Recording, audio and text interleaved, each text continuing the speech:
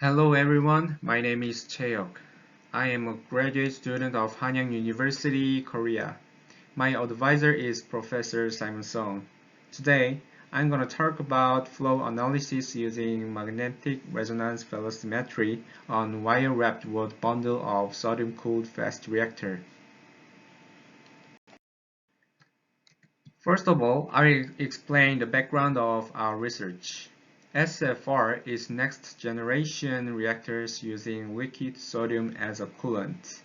And it's very important because SFR can solve the storage problem of spent nuclear fuel by reusing it. In the SFR core, a complex wire-wrapped fuel rod bundle is applied. In order to predict the cooling performance and safety issue, it is important to understand the coolant flow characteristics inside the fuel rod bundle. In order to understand flow characteristics in fuel rod bundle, many computational analyses have been performed. But due to geometric complexity, only 1D or 2D model analysis or CFD analysis has been mainly used.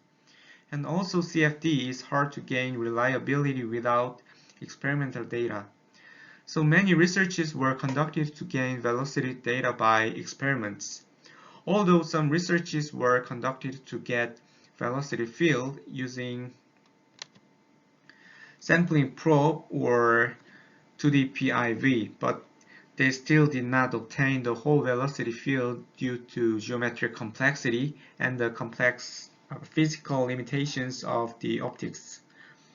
However, there is a technology that can measure the three-dimensional, three-component velocity field for such a complex shape called MRV. MRV is magnetic resonance velocimetry that is a versatile technique to measure a 3D, 3C velocity field using MRI. We can get velocity from the signals emitted from hydrogen in water. MRV has many strengths compared to existing optical-based flow visualization techniques in various aspects, such as non-invasive, no-need particles, adapted for opaque and complex geometry, and very short measuring time, etc. So, we're going to use this MRV to visualize the flow inside wire-wrapped rod bundle. So in this study, using MRV, we perform 3D 3C velocity measurements and hydraulic analysis of wire-wrapped 37-pin rod bundle. First of all, securing benchmark data is our first goal. And using the 3D 3C velocity field, we investigate how the wire structure affects the flow distribution and flow structure. Now let's talk about experimental setup in detail. The picture on the left bottom is a schematic diagram of the closed flow circuit. The MRV experiment was performed by installing the test section in the MRI board like this. A flow conditioner was added at the front of test section to generate uniform flow. Let's see the rod bundle in detail. The fluid flows through the narrow passage between the rod bundles in the hexagonal housing. A bundle is 1.5 millimeters long and a wire is wrapped on the rod about 7 times with a cycle of 221.5 millimeter. And the wire prevents the rods from physically touching and improves the turbulent mixing performance. Working fluid is a copper sulfate aqueous solution at 25 degrees and the Reynolds number is about 9800. MRV measurements were performed with a spatial resolution of 3.3 millimeter. Now on, I will show you the results. Before analyzing the results, we conducted a validation. The red box indicates the field of view. First, we compare the flow rate measured by MRV and flow rate meter These were in good agreement within 5% error. Second, by dividing it to subchannels like this, we compare the subchannel flow rate fraction with the reference values. The reference values were taken from other experimental data and CFD results. The x-axis is the subchannel number and the y-axis is the flow rate fraction.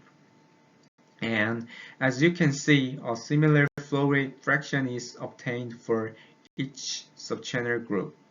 So it can be said to be sufficiently reliable data. From now on, I will show you the results of flow visualization. These are the 3D streamlines reconstructed using measured velocity data. We can confirm that the measurement is well done qualitatively, and we can also observe some flow structure in the wake of the wire, like this. Now, I will describe flow characteristics of these in details one by one. First, you can see axial and transverse velocity contours for each position. Blue arrow indicates the wire direction. We got a biased velocity distribution due to the wire structure, and this distribution rotates periodically along the wire rotation. And we can see that there is a phase difference between the direction of wire and the high velocity region like this. So, in order to quantify the correlation between the wire direction and the high velocity region, we calculate the angular position of high velocity region for both directions along the wire position. High axial velocity was formed at 40 degrees behind the wire in the counter-rotating direction, and high transverse velocity was formed at 100 degrees forward of the wire in the rotating direction. As the wire rotates, phase difference also remains constant and tends to rotate. Second, we can confirm the local vortex generated in the wake of the wire at interior region. These are transverse velocity magnitude contour and streamlines. If you look closely at the streamlines, vortices are generated when the wire is getting close to the road, and vortices dissipate when the wire is getting away from the road, like this. And again, as the wire approaches the road, a vortex is gradually created in the wake of the wire. Similar vortex characteristics were also observed in the edge region. These are transverse velocity magnitude contour and streamlines at the edge region here. As the wire approached the wall, vortices were gradually generated in the wake of the wire and then dissipated. And then, as the wire getting away from the wall, like this, a large vortices were generated in the wake of the wire. Like this, we can confirm the local vortices in the wake of the wire at interior and edge regions. Finally, we can confirm the edge swirling motion, which is a rotating flow along the hexagonal housing wall like this. We can explain why the edge swirling phenomenon occurs physically. Here's the reasons for edge swirling. The velocity distribution of the axial direction is biased by the wire rotation, and we know that where the flow velocity is high and the pressure is relatively low. So fluids tend to flow from high pressure to low pressure regions like this. In this cross section, due to the blockage effect of the wire like this, the flow resistance of the region without wire is lowered. And then fluid flows along the hexagonal housing wall like this.